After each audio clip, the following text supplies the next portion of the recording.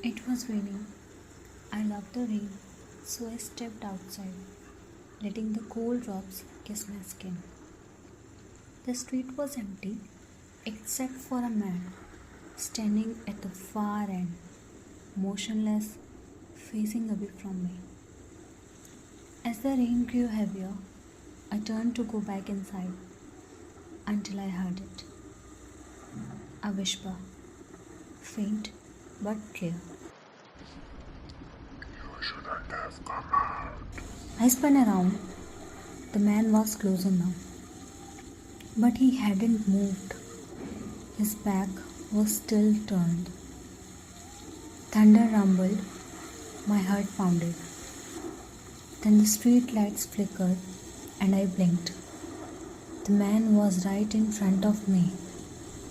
He had no face. The rain suddenly stopped,